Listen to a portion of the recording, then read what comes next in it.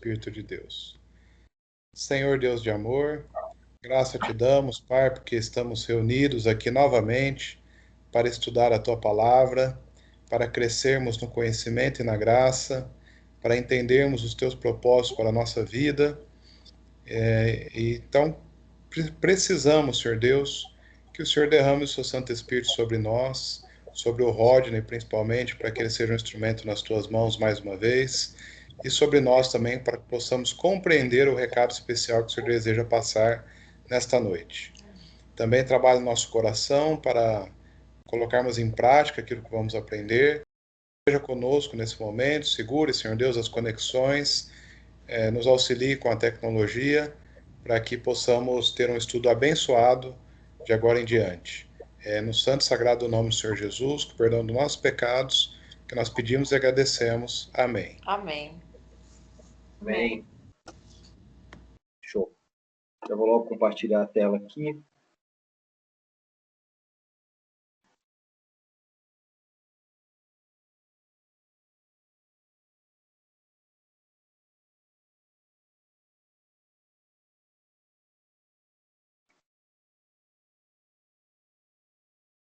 Todo mundo consegue visualizar a tela, não? Sim. Legal. Sim. Vamos lá. Mais uma vez, a gente está reunido aqui para fazer o estudo de mais um capítulo aí dessa sequência do livro de Daniel. O tema dessa semana é 4 animais estranhos. 4 animais estranhos. Até agora, na verdade, a gente vem numa sequência histórica do livro de Daniel, né? Esse capítulo, que é dos 4 animais estranhos, é o capítulo 7. A gente vai tratar parte aí do capítulo 7. Tá? Mas até o capítulo 6, o que a gente viu até agora foi só uma narrativa. Nós vimos história, né? História pura. Aí quem fez esse material de apresentação até colocou aí uma sequência, né? Primeiro a gente viu a história do cativeiro, quando Nabucodonosor invade Israel, leva ali cativo alguns hebreus, escravos, para Babilônia. Depois a gente vê no capítulo 2 de Daniel, o sonho da estátua, o sonho que perturbou o rei, né, Nabucodonosor, que sonhou com a estátua cheia de metais no corpo, e que Daniel chegou ali a revelar para ele o sonho.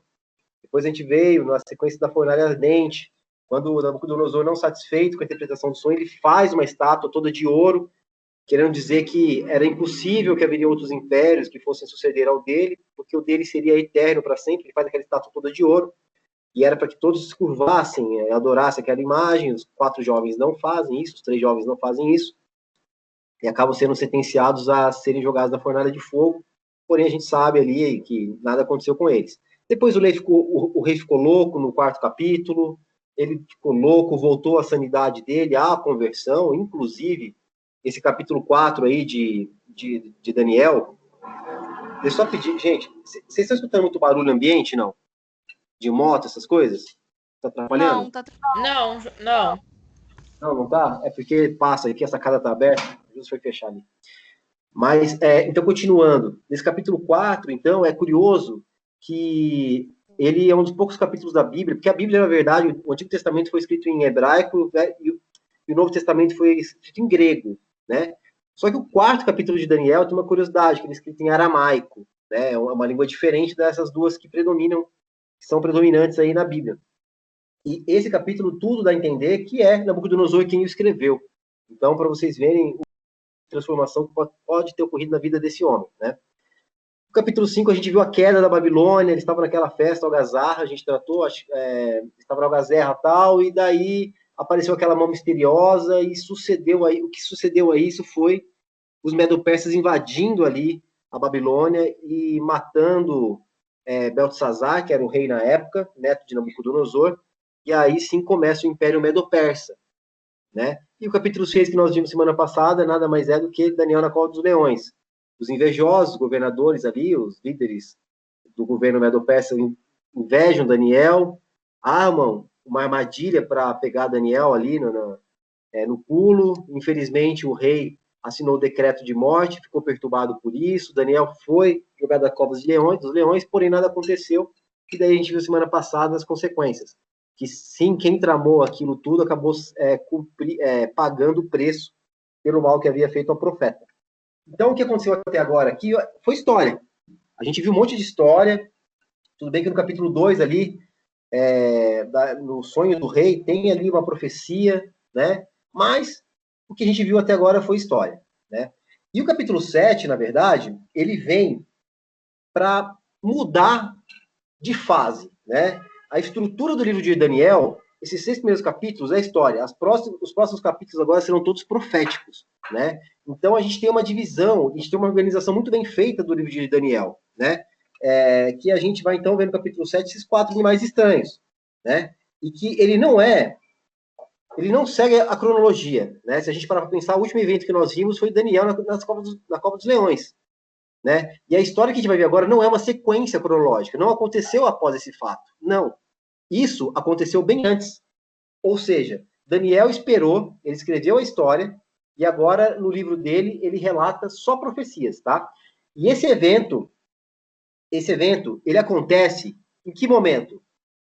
Ele acontece no reinado de Beltesazar. E a gente vai ver e a gente vai desfrutar e destrinchar um pouco dessas informações, tá? Então, o capítulo 7, na verdade, está no meio do livro. É como se fosse o coração ali do livro. Ele é o eixo central ali do livro de Daniel, tá? E o conteúdo dele agora passa a ser totalmente simbólico, né? Como eu falei anteriormente, a sessão aí dos capítulos 7 ao 12, né, de Daniel, é uma sessão profética. Gente, se quiserem interromper, por favor, fiquem à vontade, tá? Vamos lá. A Celita, você pode ler para a gente Daniel 7, versículo 1? Posso sim, Rod. Por gentileza. No primeiro ano de Belsazar, rei da Babilônia, teve Daniel na sua cama um sonho e visões da sua cabeça. Escreveu logo o sonho e relatou a suma das coisas. Legal. Então, o que a gente pode observar de interessante nesse versículo 1 do capítulo 7? É o seguinte, no primeiro ano de Belsazar, lembra de Belsazar?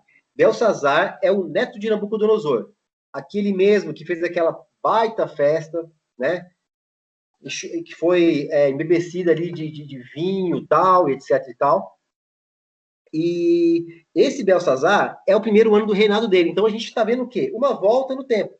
Isso não é nada importante, mas é só para a gente entender que não é, que a partir de agora a gente não vai ficar preso em história, não é uma sequência histórica mais. Agora o que vai predominar são as profecias feitas ali. Então, o capítulo 7, na verdade, ele foi escrito antes da queda de Babilônia. Foi escrito antes da Cova dos Leões, por exemplo. Foi escrito antes ali daquele evento da mão que escreveu as palavras misteriosas, tá? Então, ali no versículo 1, a gente vê claramente falando que no primeiro ano do reinado de Belsazar, Daniel teve um sonho, né? Estava em seu leito ali e teve um sonho, certo? E o que ele sonhou, na verdade?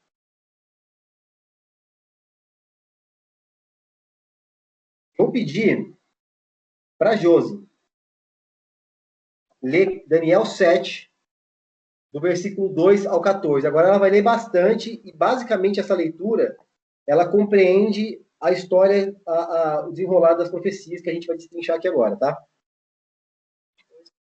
2 a 14.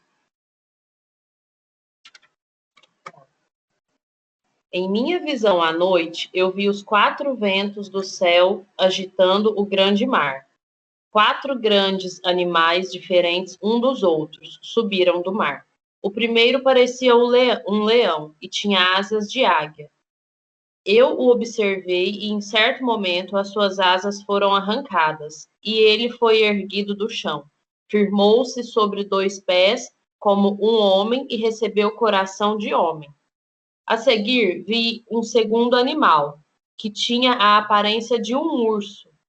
Ele foi erguido por um dos seus lados, e na boca, entre os dentes, tinha 3 costelas. Foi-lhe dito: levante-se e coma quanta carne puder. Depois disso, vi um outro animal, que se parecia com um leopardo.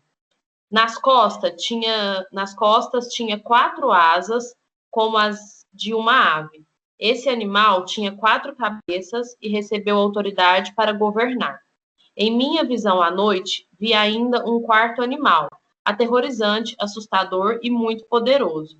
Tinha grandes dentes de ferro, com os quais despedaçava e devorava suas vítimas, e pisoteava tudo o que sobrava. Era diferente de todos os animais anteriores e tinha 10 chifres.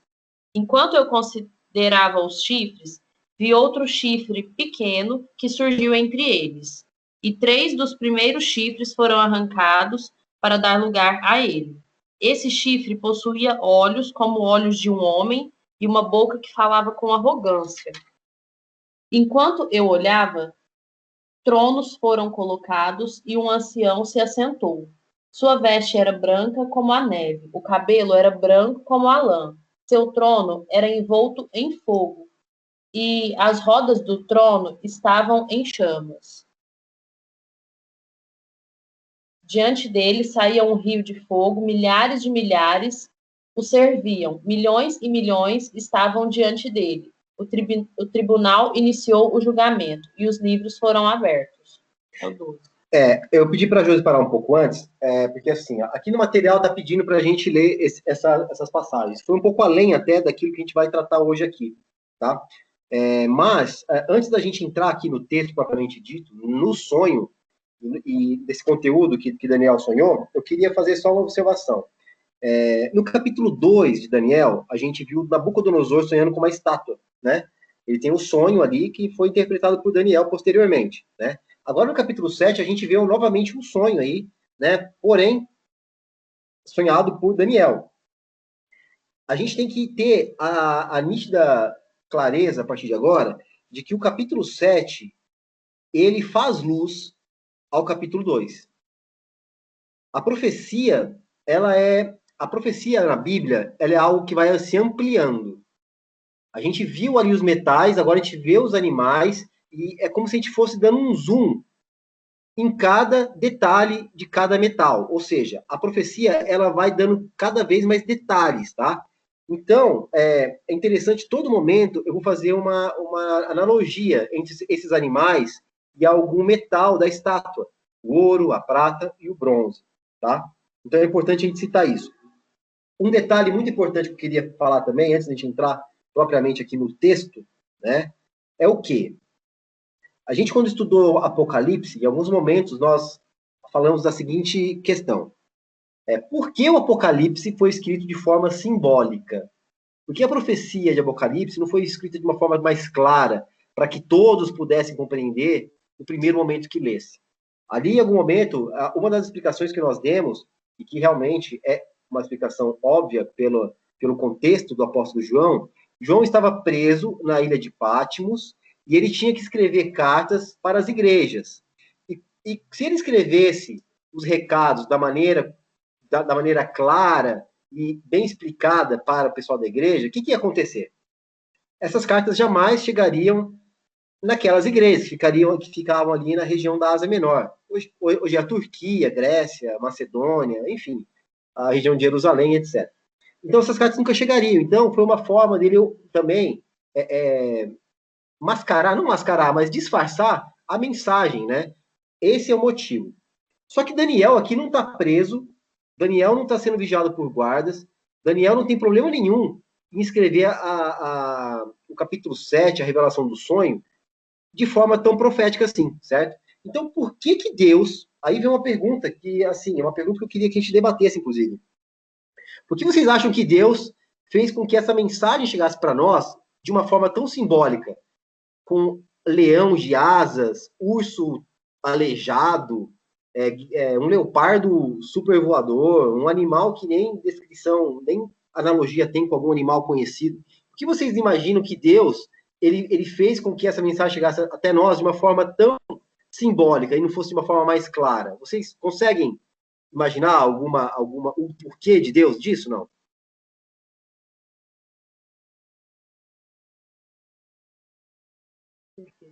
Por quê? Por quê? Vamos lá. Eu posso pedir... Ô, Cauê, você pode abrir para a gente Marcos, capítulo 4, versículo 11 e 12? Leio sim.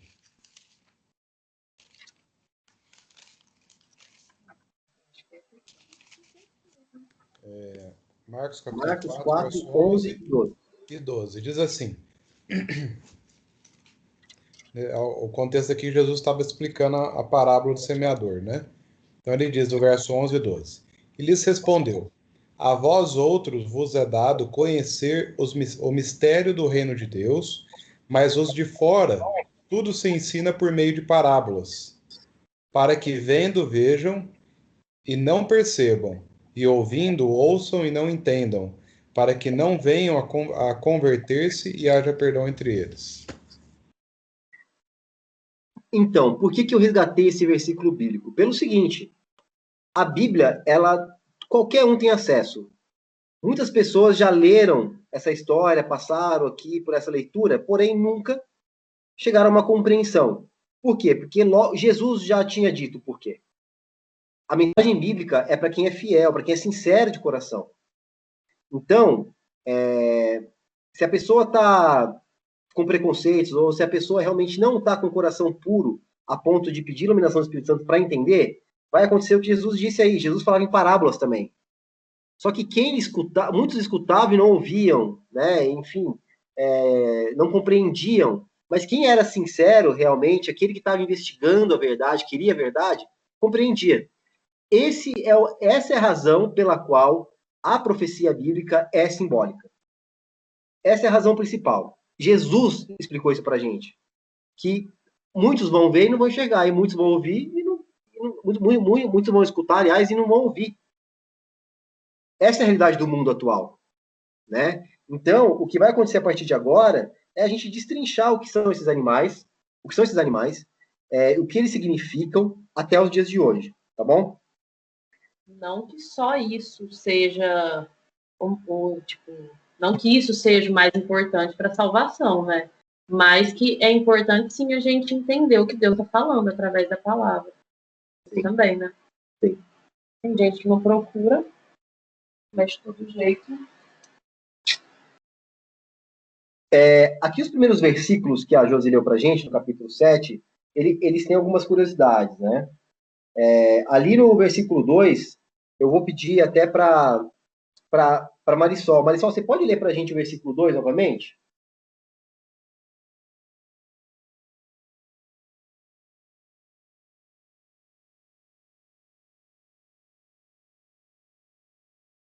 Marisol, tá conosco, não?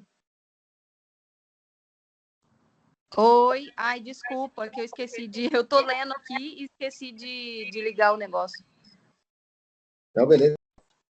Falou Daniel e disse: Eu estava olhando da minha visão da noite, e eis que os 4 ventos do céu agitavam o mar grande.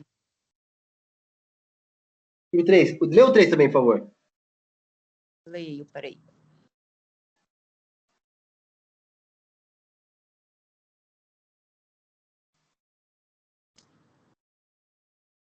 E 4 animais grandes, diferentes um dos outros, subiam do mar.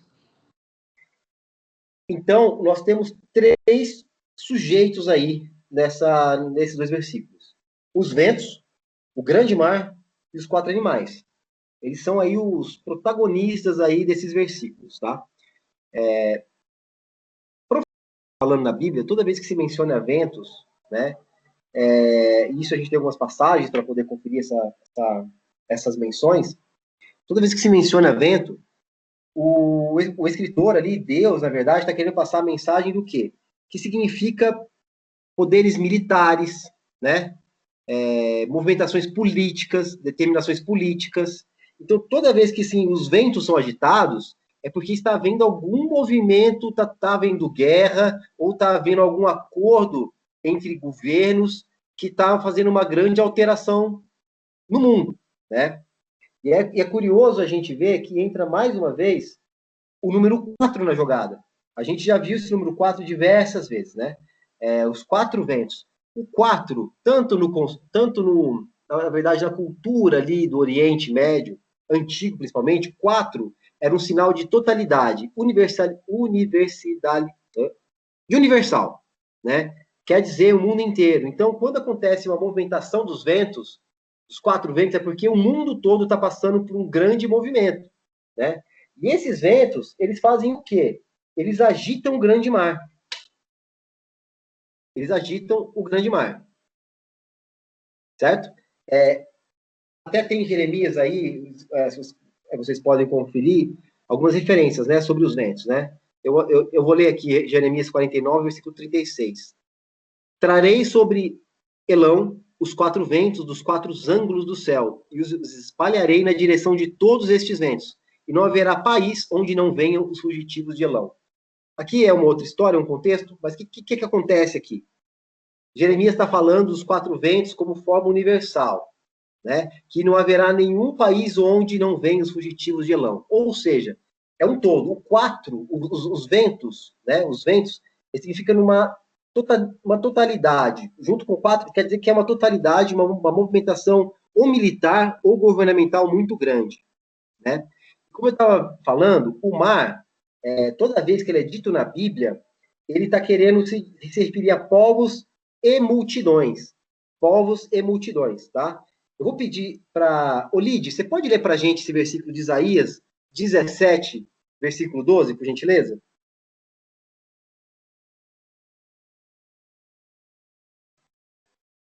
Leio sim. Isaías 17, 12. Ai do bramido dos grandes povos que bramam como bramam os mares, e do rugido das nações que rugem como rugem as impetuosas águas. Ou seja, uma comparação aí, como rugem as águas e o bramido dos grandes povos, tal. É um exemplo que a gente está pegando na Bíblia, há outras referências bíblicas para isso, tá? Mas profeticamente, falou-se em ventos, é movimento militar e governamental. Falou em grande mar, águas, né? Qualquer coisa que vem nesse sentido, é o quê? Está falando de grandes povos e multidões. Então, quando fala que é uma movimentação dos 4 ventos, do grande mar, é porque está acontecendo um grande movimento aí na sociedade, tá? Eu vou pedir aqui para a Josi, só abrir um parênteses, para a Josi ler para a gente Apocalipse 17, versículo 15. Pode ler para a gente Apocalipse 17, 15? Então o anjo me disse: as águas que você viu, onde está sentada a prostituta, são povos, multidões, nações e línguas. Tá, aqui já é outro momento, Apocalipse é João, mas eu queria trazer esse versículo porque ele é muito claro, tá? As águas, tá? São multidões, povos, línguas, ou seja, águas é povos e multidões, tá? Isso é muito claro pra gente. E aí, o outro sujeito desses versículos é quem? Os 4 animais, certo? São os 4 animais. E a gente vai destrinchar agora quais são esses grandes animais, tá? Já que no sonho ele viu essa grande movimentação de todos os ventos da terra, agitando o grande mar, né? E daí esses animais surgem do mar. Ou seja, esses animais esquisitos aí, essas aberrações, eles surgem dos povos, das nações, tá?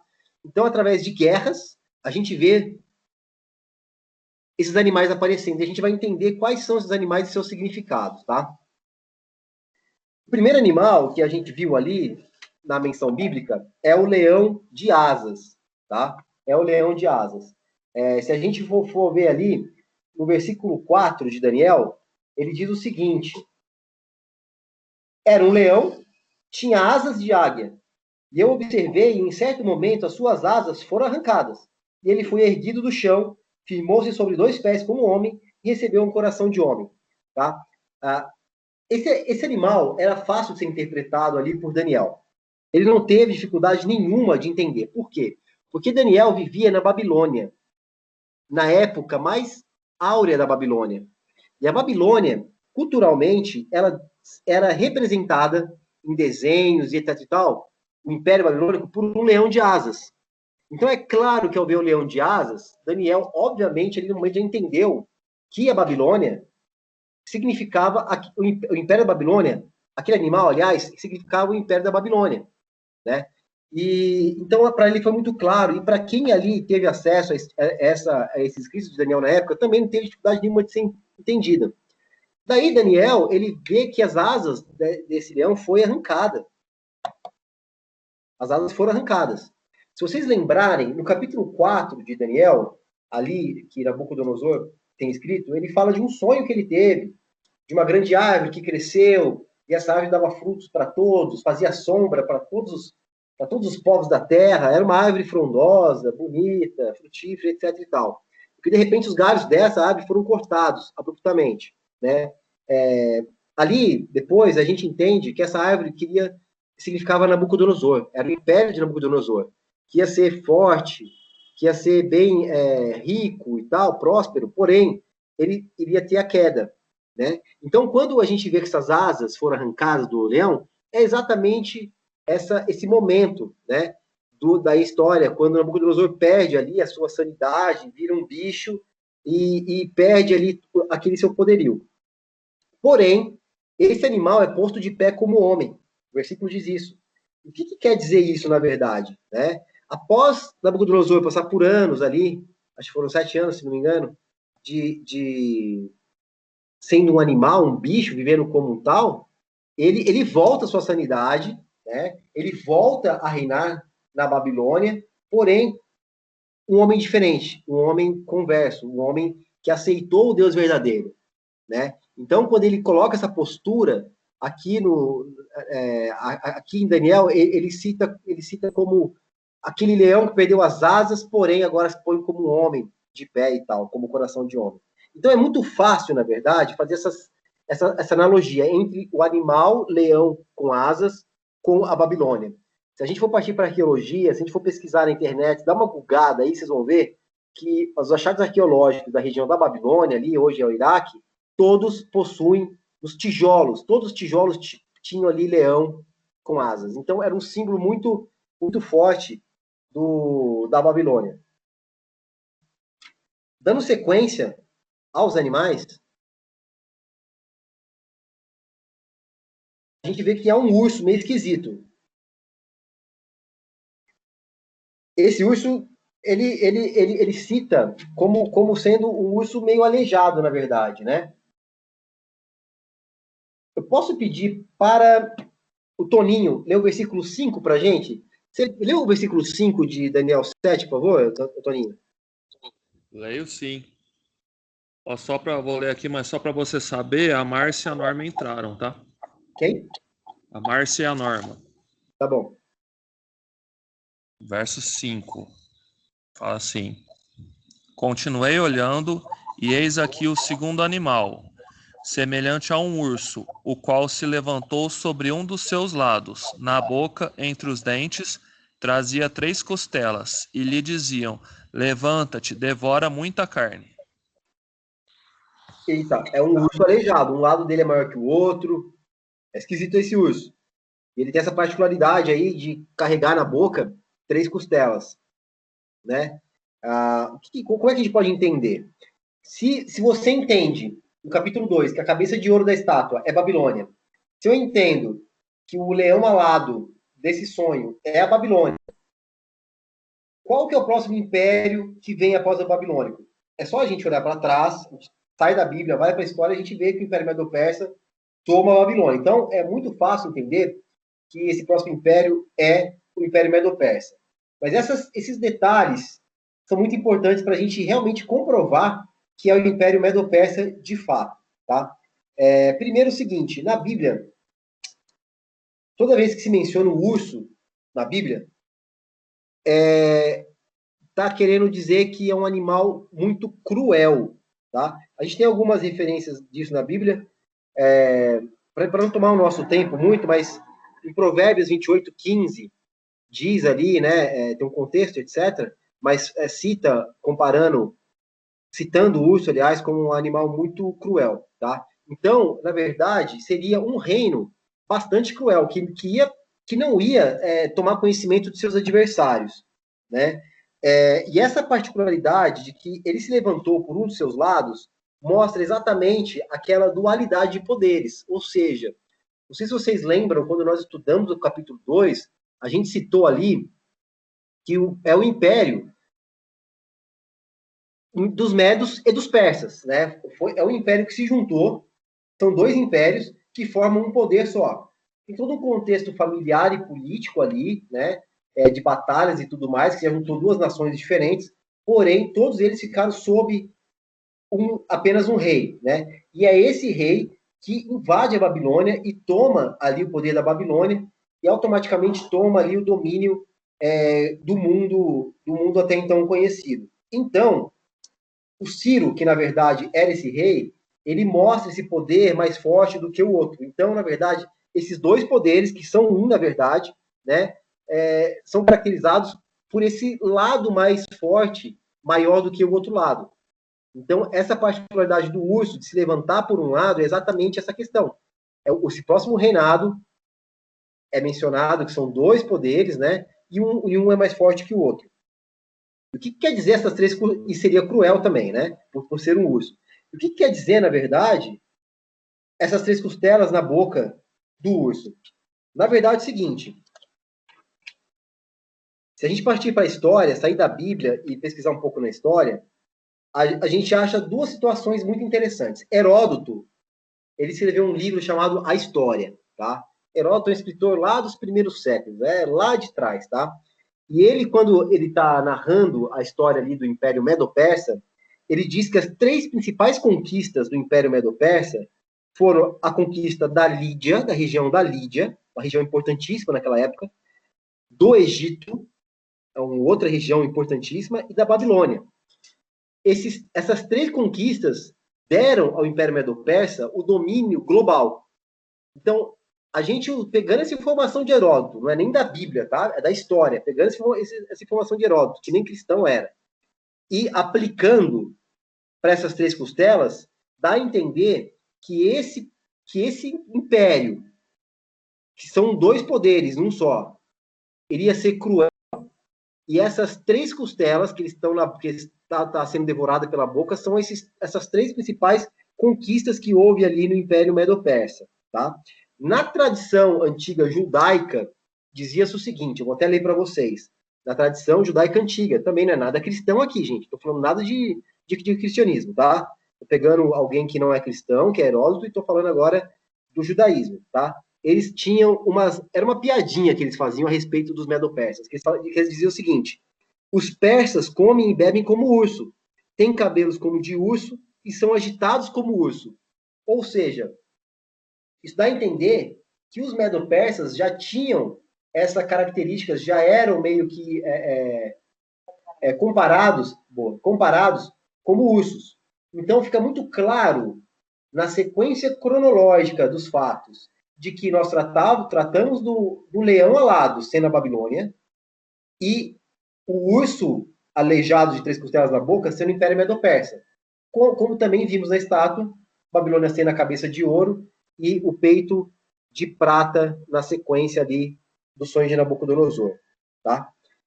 Aí a gente vai, e aí cita aí na apresentação sobre essa questão aí da Lídia, Babilônia e Egito, das três conquistas significantes dos medos e persas, tá? Sendo as costelas. Daí nós vamos para o terceiro animal, que também é um animal meio esquisito. Versículo 6, por gentileza. Vou pedir para a Norma, já que ela chegou aqui. Norma, você pode ler para a gente o versículo 6 do capítulo 7 de Daniel, por gentileza? Sim, leio. Depois continuei olhando, e eis aqui outro semelhante a um leopardo, e tinha nas costas 4 asas de ave. Tinha também este animal 4 cabeças, e foi-lhe dado domínio. Legal. Vamos imaginar o seguinte, vamos imaginar a característica dos animais. Né? O leão, a gente sabe que é o rei da selva, tal. Sempre teve essa analogia sendo um animal soberano a todos os outros, né? Eu acho que todo mundo concorda aqui, né? E foi dito no capítulo 2, Daniel falou assim para o rei Nabucodonosor, quando ele interpretou o sonho: ó rei, seu império será o maior de todos. Nenhum império que vier após o seu vai ser tão rico, tão próspero quanto o seu, né? Dá a entender que realmente é o leão, o soberano, né? O Império Medo-Persa já tem as características de crueldade, por isso o urso. Agora a gente vê o leopardo. Qual é a principal característica do leopardo? É a velocidade. É um dos animais mais velozes do mundo. Só que ele por si mesmo já é super rápido. Porém, no sonho dado a Daniel, esse leopardo tem 4 asas. Se um leopardo sem asas já é muito veloz, imagina ele tendo 4 asas, fica mais veloz ainda. Então, a característica principal desse animal e desse reino, na verdade, é a sua velocidade. Eu vou complicar a vida de alguém agora aqui, hein? Vou complicar a vida de alguém. Antes de passar para a Márcia, eu vou pedir, Cauê, você está com a Bíblia aí, Cauê? Tô sim, pode falar, Rod. Pode abrir em Abacuque. Abacuque.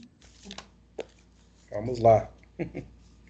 Abacuque é complicado. Abacuque está lá nos cofins do Antigo Testamento. É, um pouco para frente de Daniel aqui. Obadias, Amós.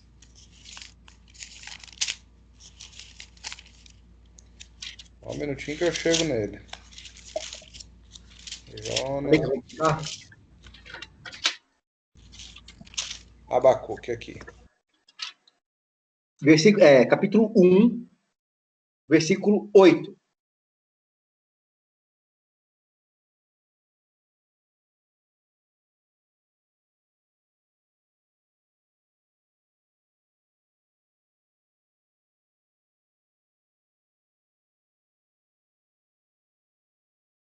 Ficou no mudo seu microfone, Cauê. Gente, desculpa, tava no mudo. Vou ler de novo. Tá.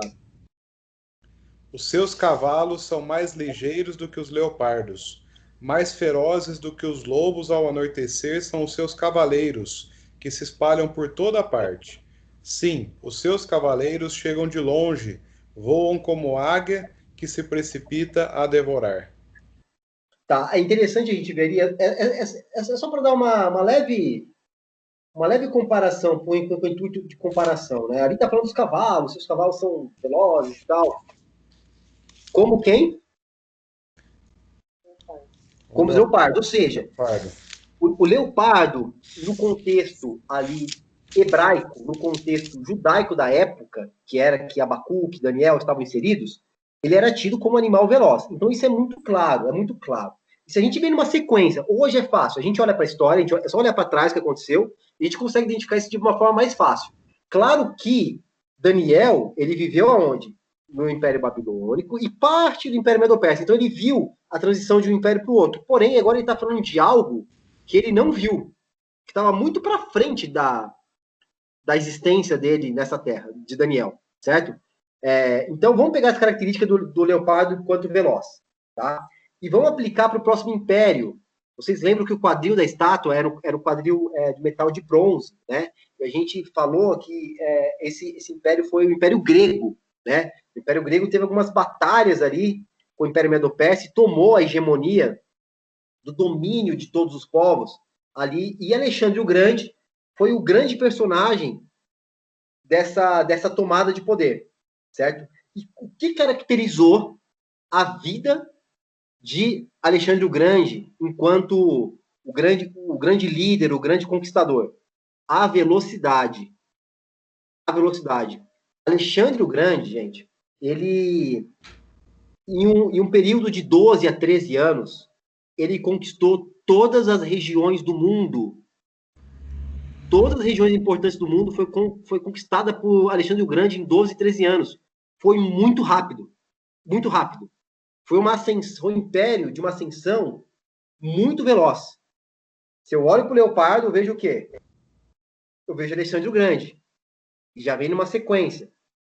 E é interessante citar que Alexandre foi tão veloz em suas conquistas que ele, numa empreitada, querendo conquistar mais territórios, ele queria tudo dominar.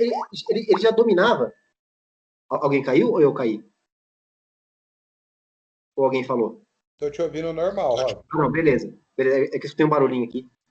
Então, assim, eu tirei um print sem querer. Tá. Nessa questão, então, dele fazer o domínio e tal, ele já tinha dominado todas as regiões importantes do mundo, né? Fundou Alexandria, no norte do Egito, ali à beira do mar Mediterrâneo. Ele colocou a capital do seu império na Babilônia, e estava fazendo todas as mudanças tal. Daí ele foi fazer uma empreitada até a região da Índia. E nessa empreitada ele pega uma doença XPTO lá, que eu não vou lembrar qual, e ele morre aos 33 anos de idade. Ou seja, o cara era novo pra caramba, mais novo do que a maioria aqui de nós, inclusive. Era super novo e ele tinha conquistado o mundo, literalmente. Então, o que caracteriza, principalmente, o Império Grego é a velocidade nas suas conquistas. Porém, esse leopardo tinha uma característica. Quais eram? As 4 asas e as 4 cabeças. As 4 asas fica claro que é para dar uma ênfase de maior velocidade a um animal que já é veloz. E essas 4 cabeças, né? O que são elas, na verdade? Como que a gente pode entender essas 4 cabeças? Alexandre o Grande tinha vários generais no seu exército. Como ele domina muitos povos, muitas nações, automaticamente seu exército era bem grande. E para isso tinha que ter uma hierarquia ali e exigia ter alguns generais. Com a sua morte,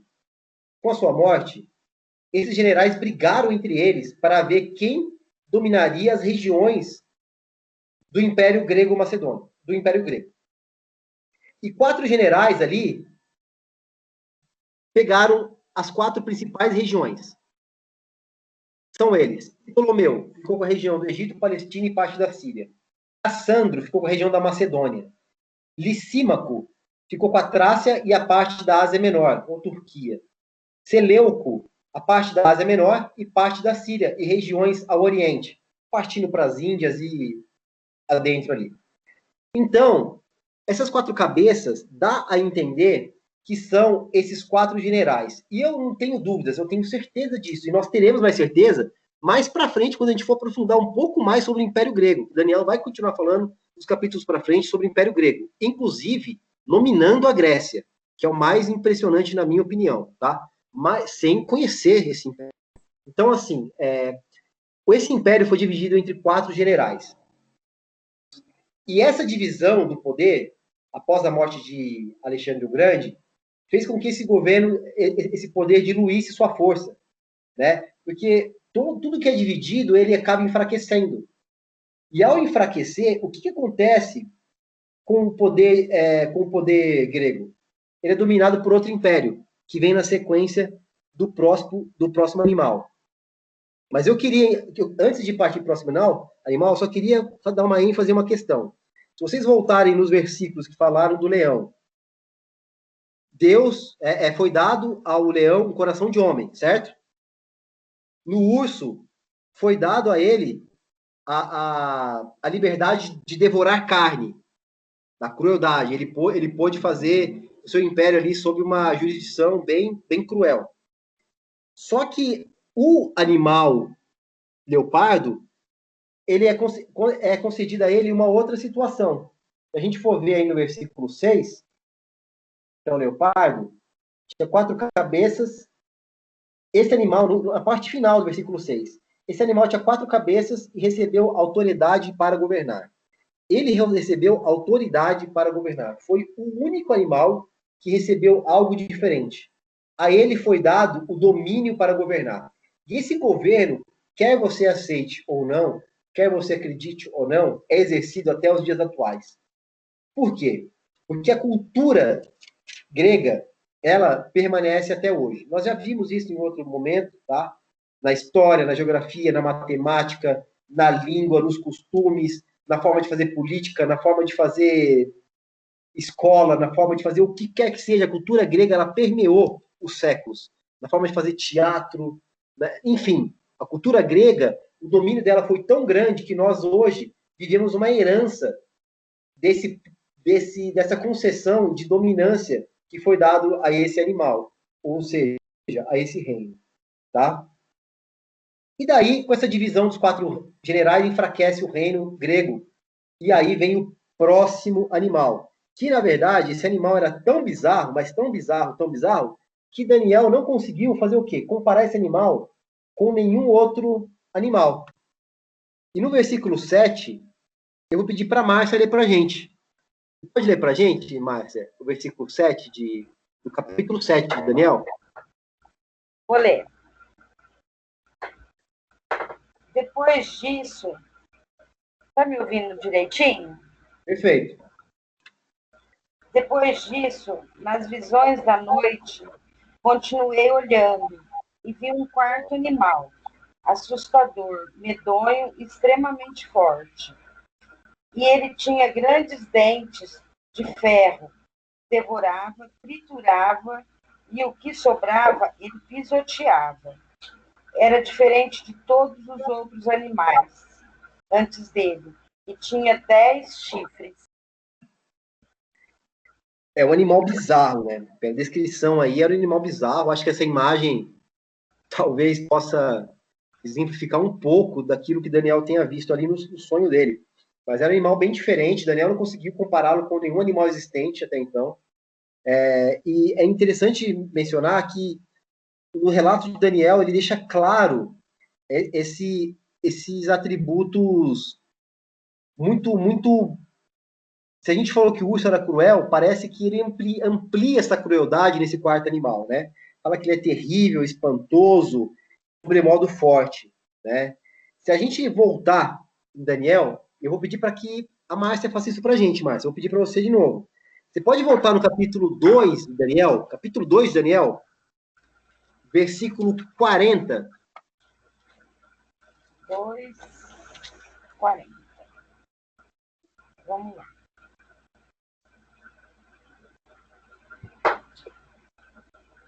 Quanto ao quarto reino, será forte como o ferro, pois assim como o ferro esmaga e tritura tudo mais, como o ferro que despedaça, ele esmagará e despedaçará a todos esses.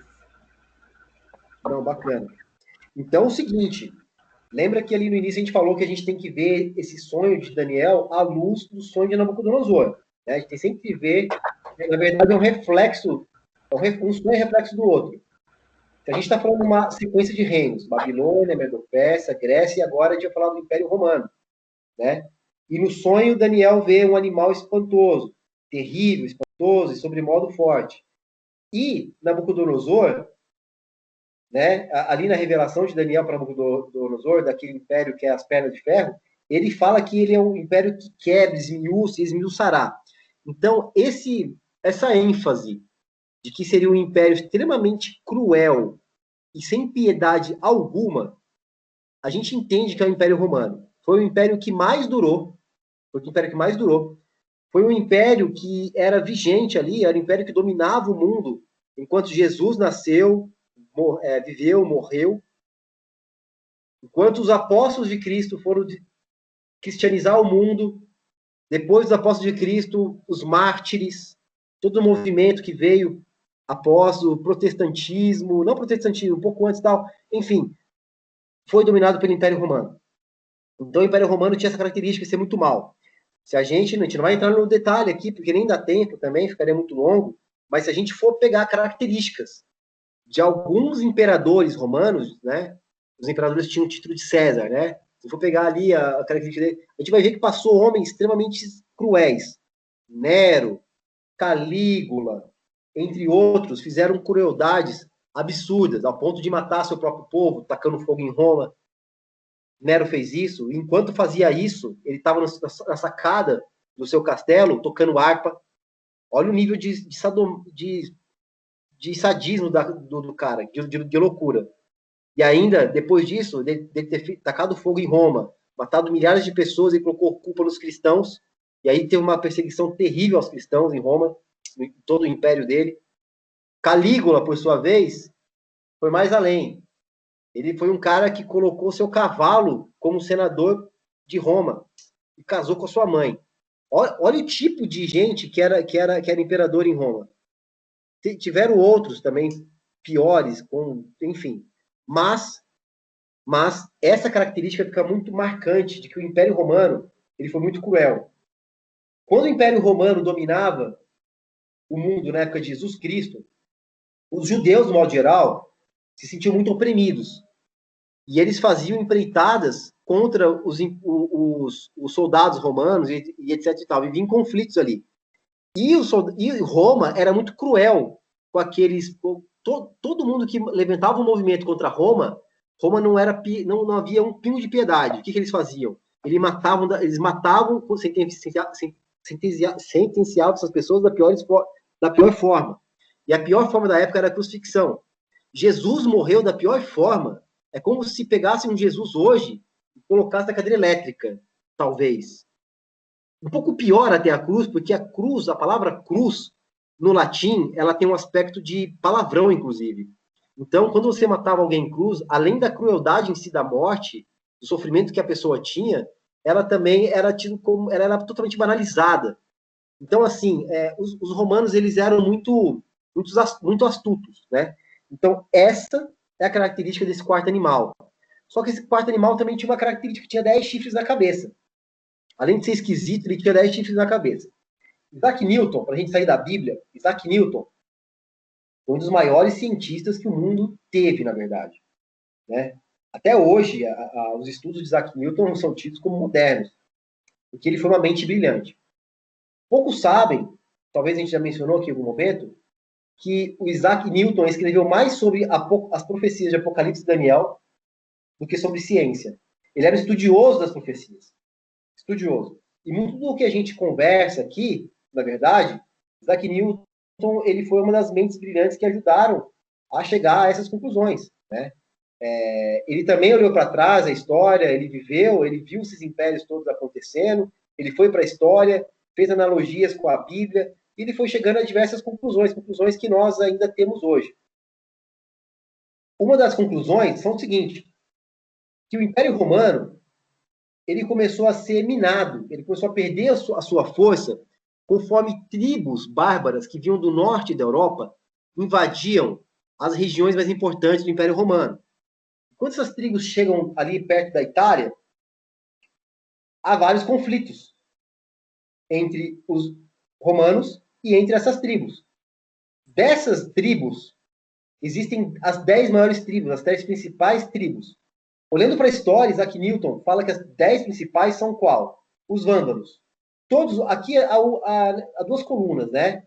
As 10 tribos que Isaac Newton coloca como principais, e todos os outros historiadores, eu não estou falando de Bíblia, estou falando de história aqui, tá? Todos os outros historiadores chegam à conclusão que foram as 10 principais tribos que invadiram o Império Romano. Então, eles concordam quando falam que os vândalos foram uma dessas tribos, os álamos também, os suevos também, os visigodos também, os burgundos também, os francos também, os lombardos também, tá?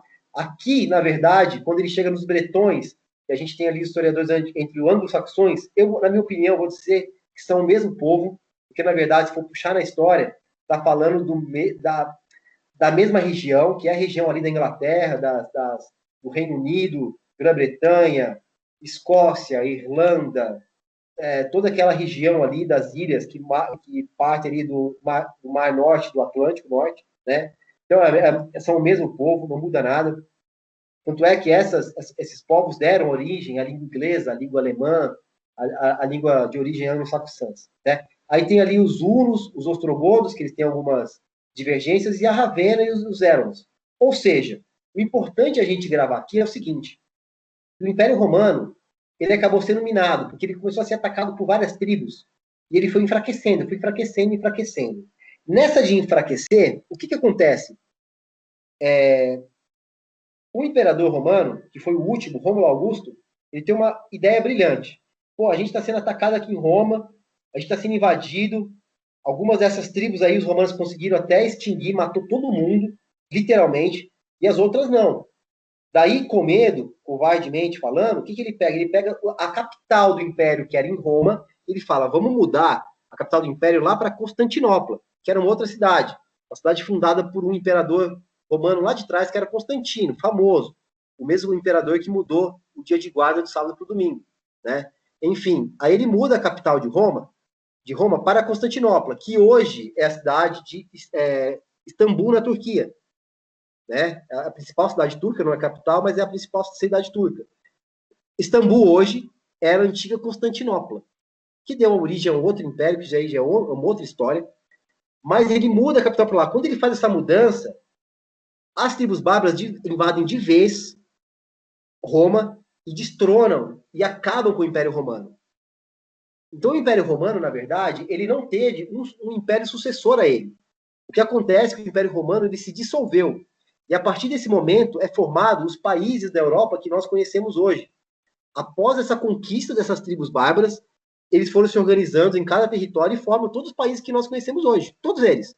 Todos eles. Alemanha, Portugal, Espanha, França, Itália, Suíça e assim por diante. Certo? Então, o Império Romano ele foi minado e dividido. Porém, por mais que Rômulo Augusto, que foi o último imperador, mudou a capital, etc e tal, o que tinha em Roma? O imperador era uma figura muito importante, porque o imperador, nele, centralizava o poder político, o cara que mandava e desmandava em tudo, era o presidentão da época, né? E também concentrava nele o poder religioso, desde Constantino lá, né? Então, Roma, o Império Romano, era um estado, além de ser um estado político, era um estado religioso. E quando Rômulo Augusto é o último imperador, ele é destronado, o que sobra do Império Romano? A religião. Mas ali, a figura do imperador não é mais importante religiosamente. O que é importante, então? Os bispos. Cada cidade, cada região importante do Império Romano tinha um bispo. Tinha o bispo de Constantinopla, tinha o bispo de Alexandria, tinha o bispo não sei da onde, tinha o bispo de Roma, cada cidade tinha um bispo. E o que esses bispos resolvem fazer depois que o Império Romano ele acaba? Esses bispos se reúnem e falam assim, ó, a gente precisa ter um líder entre nós. Vamos fazer o seguinte, vamos eleger um novo líder. Um bispo que seja acima de todos os outros, para ter uma certa hierarquia, para ter uma certa organização dentro da igreja católica, apostólica romana, né? Romana. Aí eles resolvem que o líder dos bispos deveria ser o bispo de Roma. Nesse momento da história, eles dão o poder ao bispo de Roma, todo aquele que fosse líder da igreja em Roma seria o líder de todos. E eles nominam esse líder com um título, como Papa, como pai. Seria o pai deles. Papa, a palavra Papa em italiano é papai, certo? É só dar uma googada lá que vocês vão ver. Então, eles nomeiam. Então, quem dá esse nome para o Papa são os bispos da igreja da época.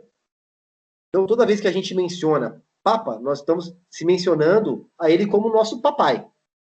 Sendo que Jesus, quando ensinou a gente a fazer a oração do Pai Nosso, ele inicia ali com a palavra Abba, né? Tipo, que é papai também. Então, assim, na verdade, a gente tem que dar ênfase ao papai para Deus, e não a um homem. Então, essa é uma coisa bem interessante da gente citar. Tá? E outra coisa também, que essa expressão que nós temos como sumo pontífice, que a gente é um título que nós damos ao Papa, né? É o mesmo título que era dado ao imperador romano. Ou seja, os romanos ali, a igreja, para poder deixar com que, por mais que o império tivesse sido exterminado, acabado, eles queriam ter uma herança do Império Romano. Então, eles fazem um líder da igreja e dão a esse líder da igreja todos os atributos, todos os títulos que eles davam ao imperador de Roma. Então, quando a gente vê que esse reino, ele seria, na estátua, ele seria uma mistura muito louca de barro e ferro, a gente vê que seria um poder um pouco diferente. Os 10 chifres em si, eles representam as 10 tribos bárbaras. Porém, o poder, que foi cruel por um tempo, que é o Império Romano, ele acabaria. Porém, ele deixaria ainda uma herança. E essa herança, na verdade, é o que nós temos hoje, a Igreja de Roma, que é a Igreja Católica atual. Isso é tão explícito e tão claro que muitas vezes a gente fala por falar e não presta atenção naquilo que a gente está falando. A igreja é católica, apostólica, romana. Se ela é romana, ela é imperial. Se ela é imperial, é porque a gente está dando a ênfase de que essa igreja é a igreja do Império Romano. Então, o que a gente tem hoje como organização da igreja, aqui eu não estou falando dos católicos, não é o seguidor, e sim a liderança, o poder que está lá em cima. É uma herança do imperador romano. Eu sei que a igreja já se desculpou inúmeras vezes pelas atrocidades que eles fizeram no passado. Porque eles sabem que o poder que eles herdam foi um poder muito cruel.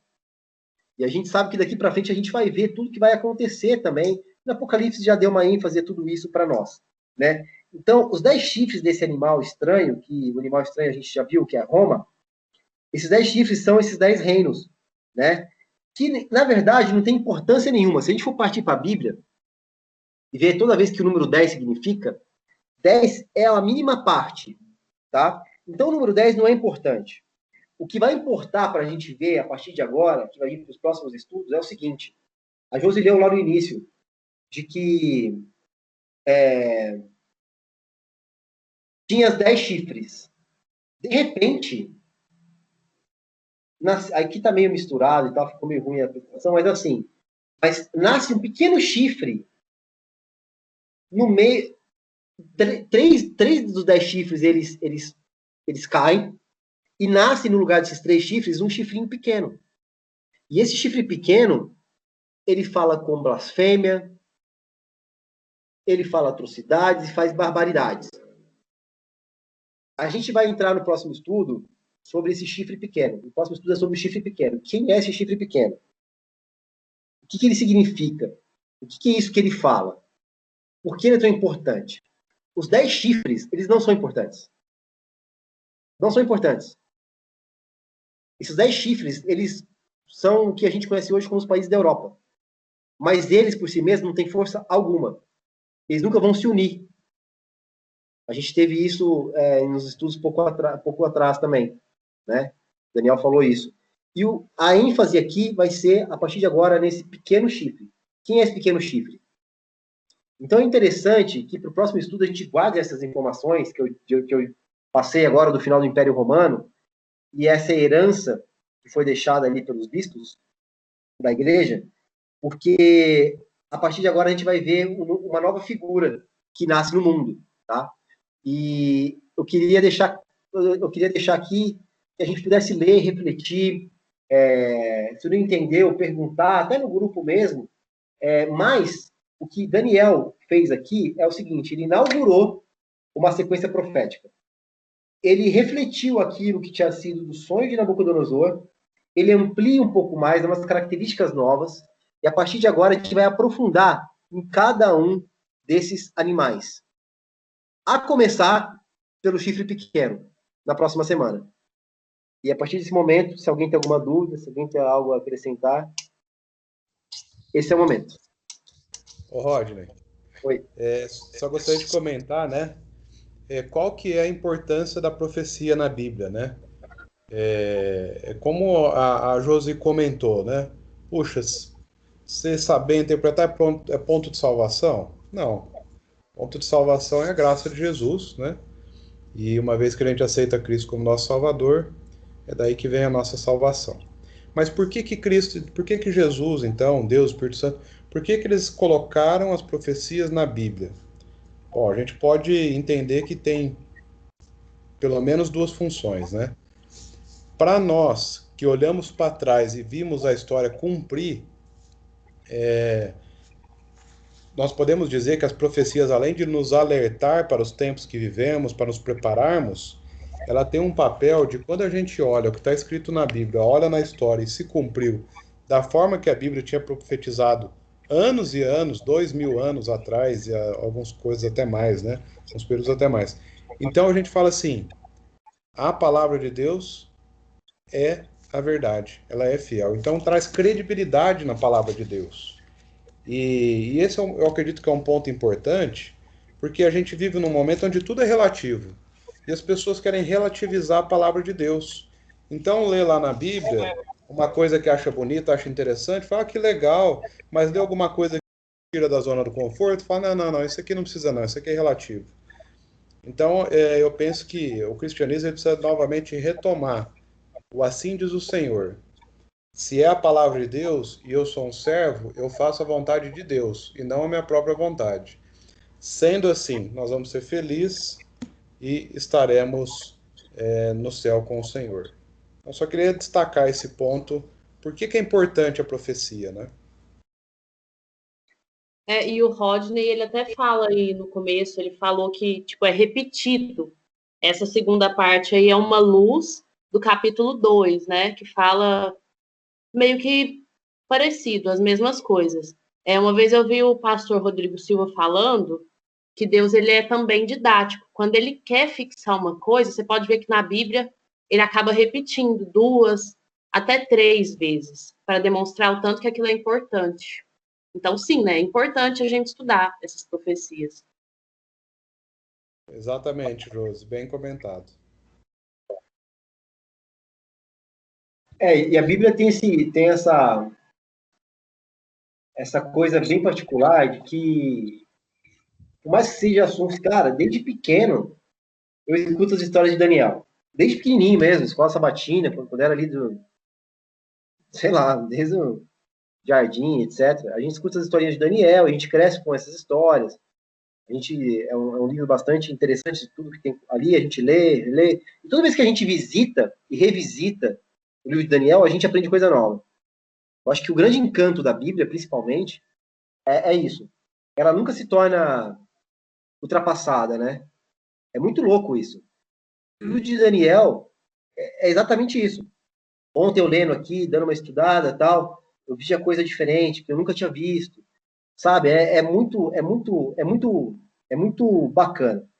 Por esse sentido, até aproveitando tudo isso que a Josi falou, que o Cauê falou, que eu até faria um convite para vocês, de verdade.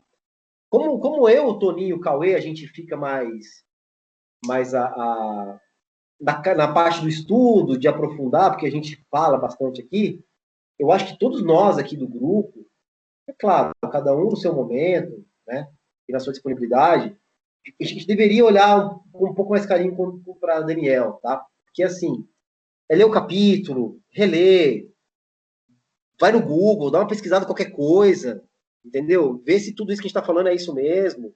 A gente poderia falar tantas outras coisas aqui que a gente não fala.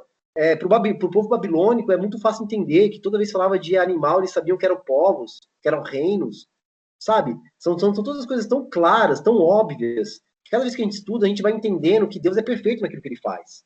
Por mais que seja um simbolismo, uma figura, um animal esquisito, né? Para alguém isso fez muito sentido em algum momento, como faz hoje para a gente também. Então, é legal a gente estudar, porque a gente sempre vai aprendendo coisa nova, sempre vai aprendendo coisa nova.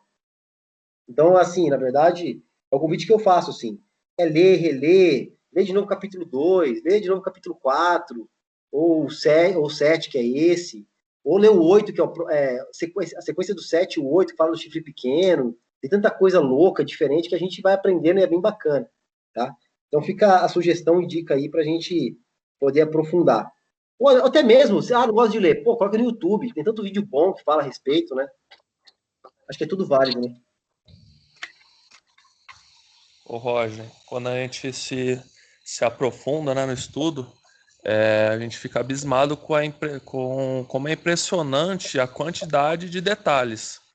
Você vê que Daniel, ele viveu... Tá me ouvindo? Todo assim. Então, você vê que Daniel, ele viveu na época de Babilônia, ali no período do leão, né, como você falou. Ele viveu um pedacinho do período do urso, só que não tinha como ele saber que viria um reino semelhante a um leopardo, que seria ágil, com asas, e eles se dividirem em 4 ainda, por isso das 4 cabeças, e ainda ele fala do animal terrível, ele fala dos 10 chifres, então você vê que a riqueza de detalhes ela vai ficando ainda maior. Então não tem como a mente humana estar imaginando essas coisas e acertando a tal ponto de se cumprir cada detalhe que ele revela, né? É só uma mente inspirada por Deus realmente. É a mesma coisa que a gente tentar imaginar o que vai ser o mundo daqui 400 anos, 500 anos. E com riqueza de detalhes. Não é você imaginar assim, eu acho que daqui 400 anos os robôs eles vão estar no meio da gente, a gente vai conviver dia a dia com os robôs. Não é assim. É uma riqueza de detalhes que impressiona. Então só uma mente divinamente inspirada realmente conseguiria fazer uma profecia desse nível. Sim, com certeza. E o livro de Daniel, na verdade, ele sustenta a Bíblia como um todo. Porque os caras, a gente já mencionou algumas vezes aqui, os ateus, os céticos, aqueles que não acreditam em nada e tal, Você pode contestar tudo, cara. Você pode contestar a história de Adão e Eva. Ah, não aconteceu. Impossível acontecer. Ah, a história de é impossível acontecer.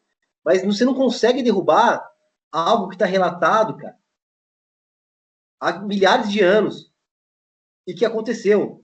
Isso que o Toninho falou é tão verdade que a gente vai ver para frente, que quando eu vou pegar do Império Grego, mais para frente a gente vai ver que Daniel vai falar o seguinte, além dele falar de Grécia, o nome da Grécia, cara. É a mesma coisa de eu falar que daqui 400 anos, o país chamado Letônia vai dominar o mundo. É a mesma coisa. Ele está falando de um país que era uma região extremamente ridícula na época dele, e ele vai nominar a Grécia como sendo esse poder. E mais, as 4 cabeças que eu falei aqui, lá para frente, sabe o que vai falar? Que vão ser 4 generais, e que vai ser destruído por casamentos.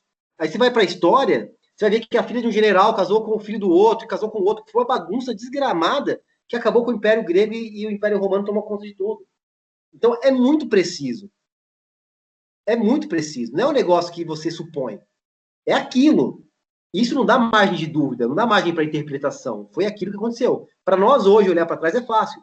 E assim, é só pesquisar fora da Bíblia. Pesquisa o livro chamado História de Heródoto, historiador grego do século lá de trás. É um livro chato de ver, tem no Google. Chato porque é uma linguagem antiga, mas ele fala dos Medo-Persas, eles falam do Império Babilônico, sabe? É só pesquisar qualquer livro de história sobre o Império Grego, qualquer livro de história sobre o Império Romano, e compara depois com o livro de Daniel. Você vai ver que, cara, se não veio de Deus isso, sei lá, veio de quem?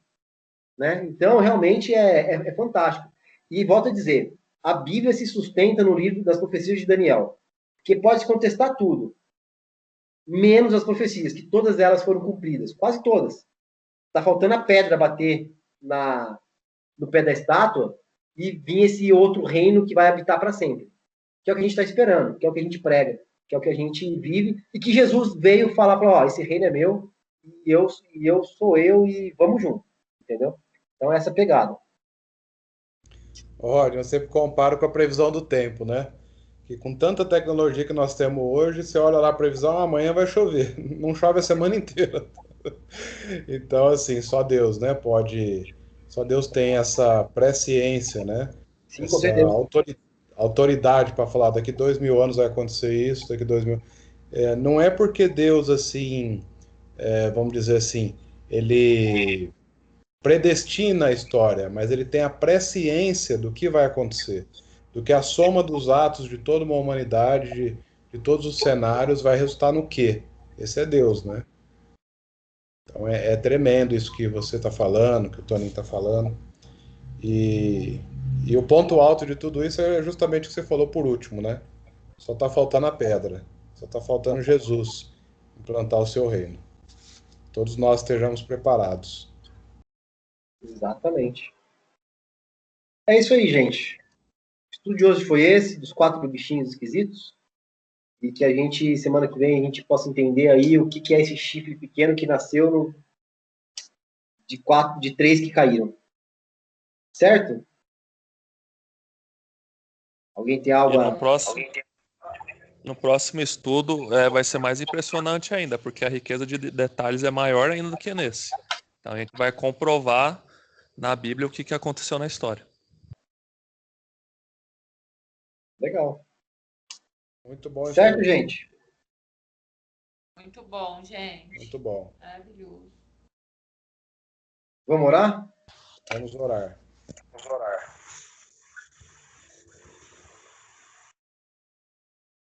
Querido bom Pai que está nos céus, obrigado, Senhor, mais uma semana, mais uma noite aqui de estudo, passamos algumas horas aqui juntos, revisitando conteúdos tão importantes, referente ao o que aconteceu e o que vai acontecer também. Pedimos que o Senhor cada vez possa iluminar nossas vidas, dê conhecimento, dê discernimento para entender e para realmente ter esse senso de urgência de que realmente estamos vivendo nos finais dos tempos, nos últimos instantes desse planeta Terra, e que tudo isso que foi narrado há tantos anos atrás já aconteceu, e a gente pode ter essa certeza, que a gente possa voltar nossos olhos, nossas prioridades, nossas orações, nossos afazeres, para proclamar o teu evangelho. Que outros possam se vir para o nosso lado. Sabemos que nós somos falhos, errantes, a todo instante erramos, não somos perfeitos, mas isso não quer dizer respeito a nós, e sim a ti. Tudo isso vem através de tua graça e que a gente possa ser apenas uma ferramenta em tuas mãos. Esteja conosco no restante dessa noite, no restante de toda a semana que está por vir, que possamos ter nossas atitudes, nossos pensamentos alinhados com os teus propósitos. Esteja com os nossos familiares, onde quer que cada um esteja, com o nosso dia de sábado também, que possamos fazer dele um deleite e que possamos todos nós descansarmos e lembrarmos da tua criação, que realmente é um feriado memorial da criação. É isso que eu lhe peço e agradeço em nome de Jesus. Amém. Amém. É isso aí. Amém. Obrigado.